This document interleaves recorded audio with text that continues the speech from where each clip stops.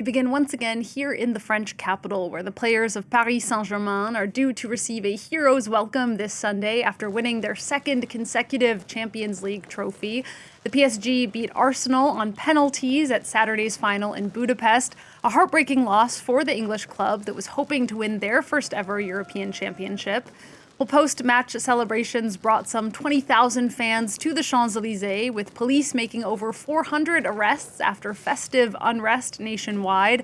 This Sunday, the players will greet crowds in front of the Eiffel Tower before meeting the French president at the Élysée Palace. Nick Rushworth has more on what was an epic night for football.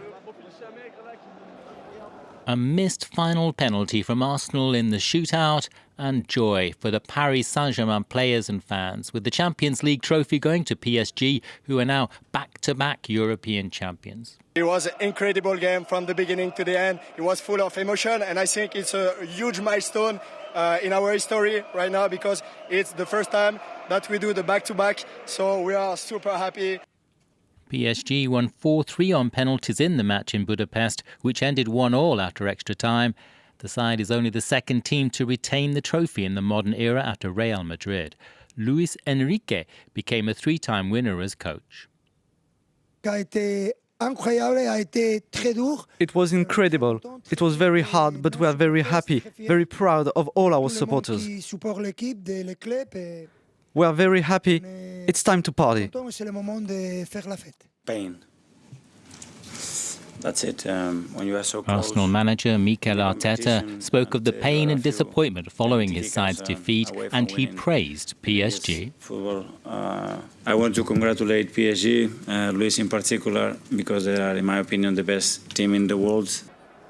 Arsenal has a victory parade on Sunday after winning the English Premier League title for the first time in 22 years. It will be tinged with sadness. How are you feeling about this? Devastated. But you know what? Second. We made it here. No one else did. We didn't make it easy for them. It was a good game, but you have to give it to them, honestly. There is a victory celebration for the PSG players and staff in Paris on Sunday, part of which will be in the Parc des Princes Stadium, and will include a meeting with the French President Emmanuel Macron at the Élysée Palace. Following the win, some of the celebrations in parts of Paris on Saturday evening turned into clashes with police. Thousands of officers were deployed and dozens of people were arrested. Tear gas was used to maintain control in places where skirmishes broke out. For some reaction and analysis, we can bring in Eurosport journalist Ruben Slagter. Ruben, good to talk to you. Now, I'm not sure who you were rooting for, but perhaps you could start by giving us your reaction to the second consecutive Champions League victory for Paris Saint-Germain. Always neutral, Alison, always neutral. But no, it's very impressive that you go back to back. I heard an epic final. It wasn't an epic final. It was quite a disappointing final, but it was a technically very interesting final. I think that, in my opinion, Arsenal did everything right if they wanted to win the game. It was they played on the defense. They scored a very early goal, maybe even too early, because from then on PSG had to chase, and they were in the driving seat. But Arsenal came very, very close. And then it went to penalties, and also the penalties were pretty poor. But Arsenal missed two and PSG won, and that's why PSG is are now champions of Europe again. And as Arteta says, and I fully agree on that, they are the strongest team in Europe. So that's a great achievement. Yeah, perhaps an epic result, even if the game itself was not so epic. I imagine it's not quite as exciting winning on penalties. Commentators have been saying that this really confirms PSG as one of the greatest clubs in football history. You agree with that statement? Football history is a big word, but what we should really acknowledge is that if you go back to back winning in the Champions League with the same team, and that's not often happening. Even with the big Real Madrid teams, there were some changes between the years. Now it's only the goalkeeper that changed between the two finals. It is very impressive. They have been the standard of beautiful football in Europe for the whole year, and they were it last year again. So for that reason, you can say it has been one of the best teams in football history. And of course, they have one of the best coaches in football history, which is, in my opinion, their MVP, which is Luis Enrique. Yeah, so you'd say that the coach is really the secret to PSG's success in this case, because it comes and we've in France talked a lot about the fact that it's come after the team lost all of the big stars like Neymar, like Mbappe, that they'd paid very big money for. Yeah, exactly. In fact, while getting Luis Enrique, he just managed to transform PSG from 11 stars into a super team. But don't underestimate the players they have right now. Kvaratskhelia, Doué, Dembele, but also the whole midfielders. Hakimi is the best right back in the world and one of the best in history, in my opinion. So there's still a lot of quality. A player like William Pacho is very underestimated, in my opinion. So it is way more about the collective, but there's still a lot of individual quality, of course. Is the PSG also the wealthiest club in Europe or perhaps in the world? I mean, they are owned by a Qatari government investment fund. Oh, there's a lot of money. Of course, there's a lot of money in England because there the television rights are much more expensive. So clubs like Manchester United, but also Real Madrid, they are very rich as well. It's now just very uncertain where all the money is because there's a lot of teams are in trouble money wise. So soon we will have the verdict on Manchester City and their financial fair play issues. So yeah, it's difficult to estimate, but you can say that PSG is amongst the 10 biggest. That's no problem. Does the fact that PSG is owned by Qatar, does that sort of leave a bitter taste at all for viewers or for some of their admirers? Because it's something, we talked a lot about a lot when the World Cup was hosted by Qatar, that the country doesn't have such a great human rights record. Yeah, well, I think that in the beginning it was a lot more than right now. It is still the case, and it's always important that you ask yourself those questions. I think that abroad there's more talks about it than in France itself. What PSG did very cleverly, and that's again a lot of credit to Luis Enrique, is that it's now when we talk PSG, it's always about the football, right? I mean, they play beautiful football, so people are more tempted to think about that than about the Qatar part. Whereas before, with all those big stars, it was okay. They can just buy whatever they want and that's it. And there's always Qatar behind it. So they managed to switch the to switch the whole narrative around the club. But now there's still people who are saying it, and it's true. I mean, you cannot deny that Qatar is the owner of Paris Saint-Germain.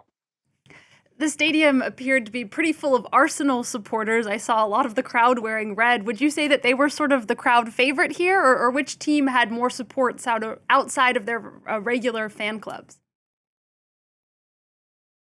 I think it's 50-50. I was invited 2 days ago in the debate here at France 24, and then there was a whole discussion about why nobody loves Arsenal. I thought that was maybe a bit exaggerated as well, but I think that it was pretty 50-50. There is these are two big clubs. Arsenal has a big fan base outside of England, that's for sure. Especially in France with the French connection with Arsène Wenger, Thierry Henry, and many others. But no, in the stadium there were more Arsenal fans, but the noise came from the PSG part. I can assure you that. So yeah, it's let's call it the 50-50 final. And here in France, the celebrations got a bit out of control with some arrests, as they always do. Can you explain, Ruben? Do you have some insight into why that is? Yeah, I really don't understand. I'm also not from France. I'm from the Netherlands, but yeah, I've always been very surprised by this kind of way of celebrating your victory. But yeah, when the people want to leave all their emotions, there's a lot of other things happening in France as well. It's not only football related, but with the victory, everybody goes to the street, and it invites people to do crazy things. And yeah, in general, people in Paris like to go all out and add other discussions that are not only football related, but also against the police and against the French state and these kind of things. So it is way broader than football, but football is then often the excuse. But I really don't understand why you would do that, because yeah, it was a great party before that. I'm living in the 13th arrondissement, and everybody was outside and watching the game. It was it was a proper nice atmosphere, and it turned around like it always does. And for me, it makes totally no sense. And this Champions League final comes with the World Cup due to kick off in less than 2 weeks on June 11th. Did it tell us anything about the World Cup? Which players are we going to be seeing again? Well, I mean, yeah, the main question will be if these players who now play the Champions League final 2 weeks before, will they still have all the energy to go as far in a 48 teams World Cup? I think that a lot of national coaches are a bit worried about that. If you look about the stars of yesterday, let's take the French players, Ousmane Dembélé, Désiré Doué. Will Didier Deschamps decide in the group stage to maybe rest them a bit and that they will be in great shape? Because that's also a real credit to Luis Enrique. If you compare it, and this is what Real Madrid did a few years ago very cleverly, they weren't never good in October or November or December. But when it was money time in March, in April, then all their players stood up. So it's more about being fresh at the end of the season. But yeah, we can say at least that the French players that are playing for PSG, but also the Portuguese, because they're quite a lot, they will be very motivated, and they will be very with a lot of confidence going into that World Cup. And perhaps we can just end with a quick look ahead to the World Cup. Do you think that the host countries are ready, and what are you going to be looking out for? They will sure be ready. It will be a strange World Cup because, of course, we have three countries. It's three close countries, but very different countries, and also countries that are in the World Cup for different reasons. So yeah, I mean, Mexico is the proper football country. Then you'll have Canada, which is a more emerging football country, and the USA. Well, there will be a lot of discussion about that because they're also in it for other reasons. They will sure be ready. The stadiums are fantastic. There will be a lot of talks about everything that's connected, but also politics, etc. But yeah, when the tournament starts in general, a lot of these discussions are fading away a little bit. You were talking just before about Qatar. It was same like there, but yeah, it's important with these 2 weeks that we will still have these discussions, and even during the tournament. But we know that when it starts, it will be just the football party. It will be a very long one, as I said before, with 48 teams. In my opinion, too long. But of course, there will be great games, and there will be. In the end, I think we will have probably a new world champion. We'll see if Argentina can defend it, but they're not the favorites. But yeah, it's a pretty open tournament. That's what we can say. Yeah, and I know it was a Mexican team who just won their regional CONCACAF championship, so perhaps giving co-hosts Mexico a boost going into the World Cup. Ruben, thank you so much, as always, for your analysis. That's a sports journalist from Eurosport, Ruben Slagter, speaking to us there about the Champions League final.